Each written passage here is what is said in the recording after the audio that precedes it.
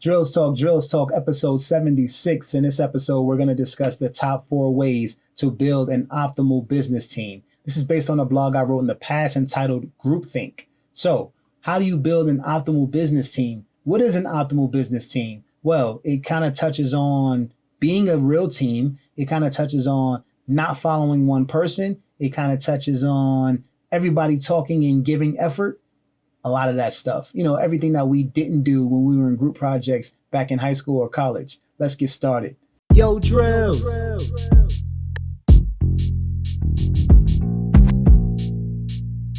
Created by the great wizard of the new world. Drills Talk, episode 76. In this episode, we're going to discuss the top 4 ways to build an optimal business team. But before we get started, please like, subscribe, show your love however you would like to show your love. Here, we're an entrepreneurship-based channel. We focus on mentorship. We focus on mastery of things. We focus on getting better every day. Every Monday, we have a new blog. Every Wednesday, we have a new Drills Talk. Every Friday, I release an instrumental produced by yours truly, just to give you an idea of what I do when I'm not making YouTube videos. Let's get started. Number 1. Number 1 is to prevent the one voice, one way method. Now, this can be you sitting at the head of the table and wanting everyone to follow exactly what you're doing and do it the exact way you want them to be done.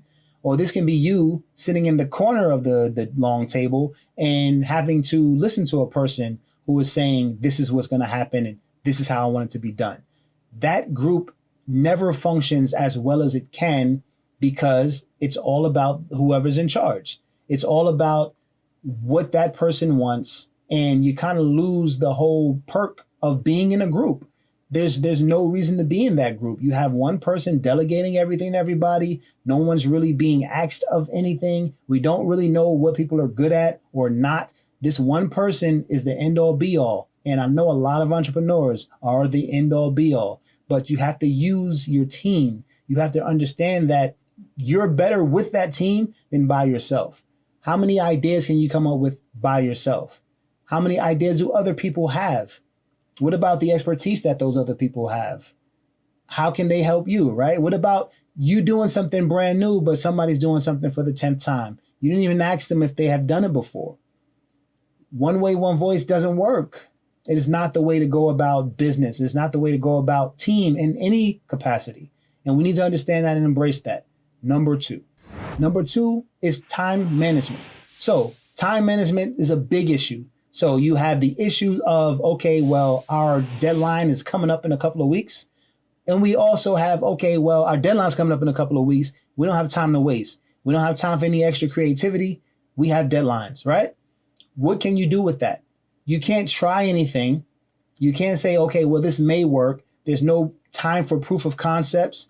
You've lost all of that. So a big benefit in time management and scheduling your stuff out way ahead of time, having a planning session, knowing exactly when your due dates are, knowing when somebody's expecting something, you can build in proof of concept. You can build in being a little creative, maybe giving the same task to 2 people and coming up with the best one. You have time to do that when you know exactly how to utilize your time. Time management is a skill that not everybody has. And it's not always the leader who's best with time management.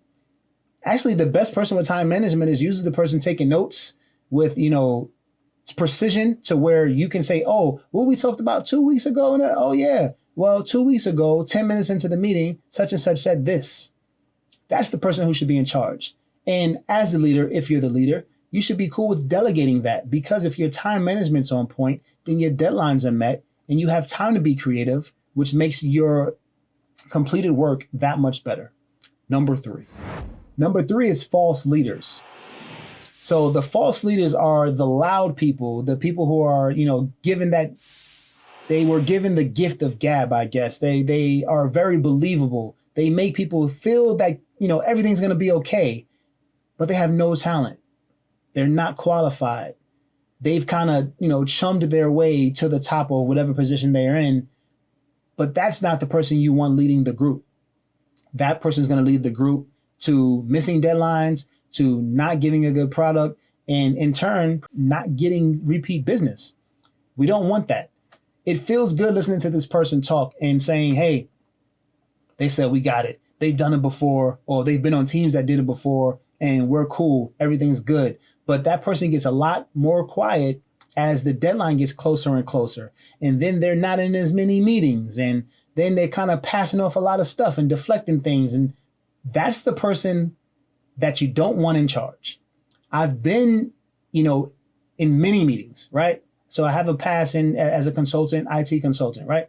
Been in many meetings in the beginning, the planning session. Someone's so loud. They've done this before. Oh, it's not going to be an issue. Oh, we can get this done. We should try this. We should try that. And as we get closer and closer into the work part, and then as we're in the work part and getting closer and closer to the deadlines, those people want nothing to do with any of the hands-on. They want nothing to do with the hands-on because people who have the hands-on get the blame if it doesn't work out. But see, a real leader would want to be hands-on in some aspect. Even if it's just okaying everything before it goes to the final level, But the false leaders don't want that. The false leaders want to feel in charge, but they don't want to be in charge, because when being in charge, you are on the line for being blamed for things not working out.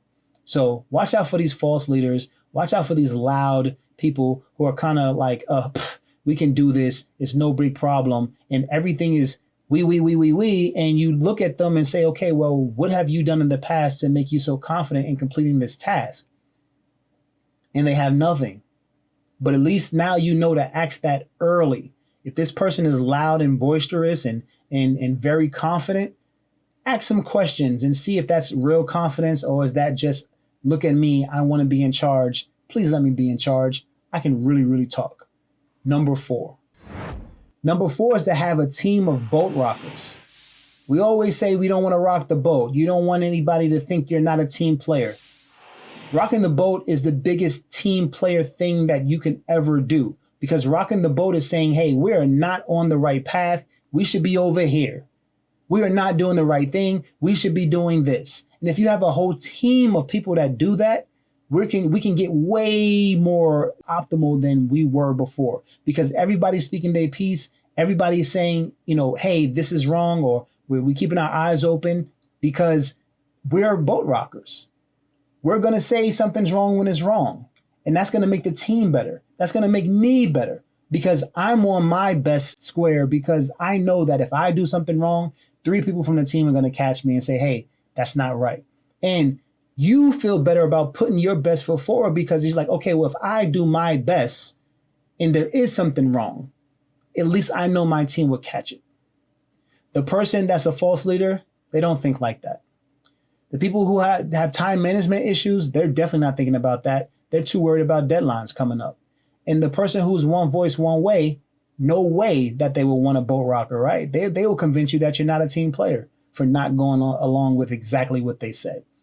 You want boat rockers. When you're looking for your team, I want you to introduce a problem to them without introducing or telling them it's a problem. Just say something blatantly wrong.